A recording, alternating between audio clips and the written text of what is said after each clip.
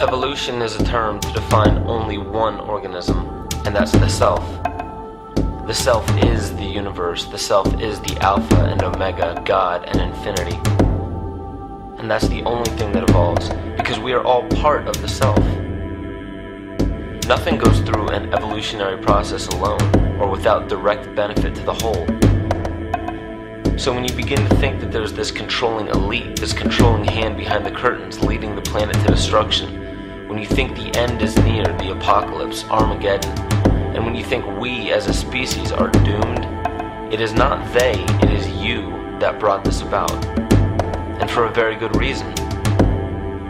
You are evolving. Stop blaming everybody and everything else. Quit panicking about global tyranny and natural disaster and pay attention. Because the world is telling you something. It's telling you exactly what is wrong with you and how to fix it.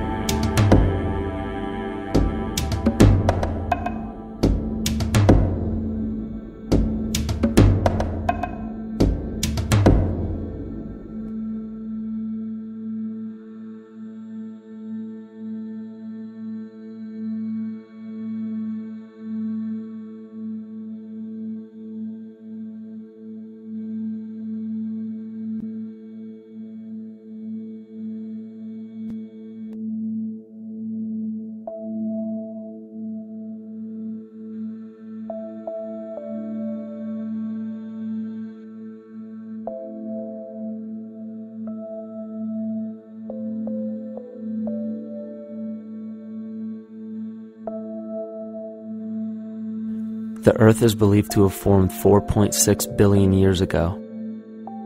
Within the first 150 million years, it began cooling and releasing gases from the lithosphere, which created the earliest forms of the Earth's atmosphere.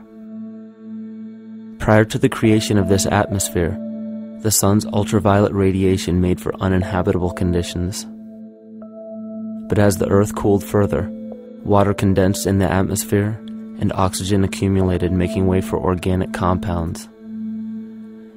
This spawned single-celled organisms and then plant life. And down through time, the evolutionary chain continued. And then we arrive at a species that does not seem to fit as well as the rest. Homo sapiens' gestation period of 9 months mimics the 3.8 billion year evolution of all life on Earth. The human embryo repeats the evolution of all species. When the sperm and egg unite, this new creation is a single-celled organism. Within hours, this single cell divides and multiplies more rapidly than any other species. 4 weeks later, the embryo begins to develop gills mimicking aquatic life. A few weeks later, it develops lungs and a tail with reptilian appearance. From there, a mammal is recognizable, and then onto a primate form.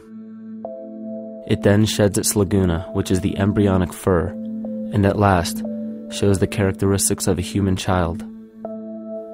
The human body is a community of approximately 50 trillion cells. Everything the body does, the cell does as well. Cells have respiratory and excretory systems. They feed, feel, think, and communicate with other cells. Trillions of cells make up a single organism called the human body, and billions of human bodies help make up the organism we call Earth. The Earth has more similarities with the human anatomy than you may think. Earth has its own electromagnetic generation, just like the human body. Research has found that a direct current of electricity flows through perineural cells found around every nerve in the body. These pathways are called energy meridians and have been used in the practice of acupuncture for at least 2,000 years. Dating even farther back is the notion of dragon paths or ley lines in which many megalithic structures and stone monuments were erected, marking the energy meridians of the Earth. These energy meridians are generated by the resonant frequencies of the Earth, called the Schumann waves. Each planetary body has its own resonant frequencies and is determined by the circumference and diameter as well as the speed of orbit and rotation. The Earth's resonant frequency starts at 7.83 Hz and ends with the 7th harmonic at 43.2 Hz, correlating with the 7 chakras. Ultimately, the greatest discovery of our Earth is its consciousness. A visible attribute of consciousness is an energetic field that governs the shaping of organisms. Morphogenesis is a scientific term to explain this very shaping of tissues, organs, and entire organisms. Consciousness is the creative force of the entire universe. It has been given many names such as God, Yahweh, Krishna, nature, the field, and divinity. The entire universe is in fact a single living, conscious organism with complete awareness of itself. The reason why it may seem difficult to comprehend this is because our understanding is typically limited by our language. When we hear the term conscious organism, we tend to anthropomorphize its definition. By giving it human qualities, we mistakenly look past what an organism truly is in the first place. The definition of an organism is any living thing capable of response to stimuli, reproduction, growth and development, and maintenance of homeostasis as a stable whole. Our universe does all of these things. The consciousness of our universe is responsible for the form and purpose that all matter assumes. The Earth's resonant frequencies are a result of its form. These frequencies are responsible for biological rhythms, such as menstrual and circadian cycles, as well as behavioral and emotional patterns. The frequencies are then picked up by the flora and fauna, which are biological instruments that respond to the wave patterns. The wave patterns resonate in the cranial structure of our head and converge in the center of our brain, which is where we find the pineal gland. The pineal gland is believed in many cultures to be the spiritual third eye responsible for intuition. Descartes called it the seat of the soul where mind and body meet. Each individual cell in our body receives an electromagnetic impulse from our central nervous system. They receive the very same impulse that was disseminated to every biological instrument from the earth. An explanation of our conscious universe has been attempted by religion, science, and philosophy. The neglect of biological nature from any organism causes illness. A divorce from nature, exile from Eden, confounding of tongues, they are all symptoms not of a biblical God or deity, but the true self. The greatest and only threat to ourselves is a loss of self, the death of our divinity. As we barrel through history with oceans of information, yet barely a drop of wisdom, we have to understand how we lost ourself.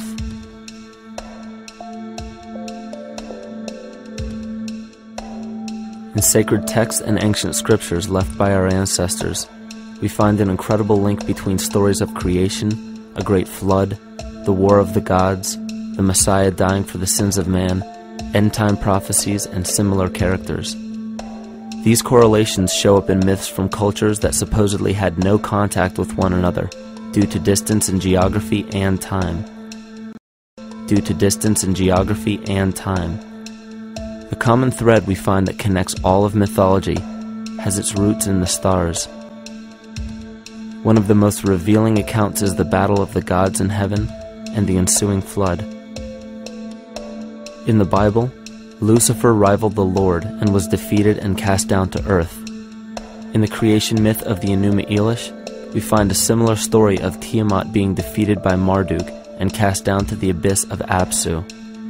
In chaos, Tiamat, the mother of them both, Apsu and Tiamat's waters were mingled together, meaning that the chaotic waters of Tiamat were somehow mixed with the sweet waters of Apsu. Apsu was the Sumero-Akkadian god of the abyss beneath the earth.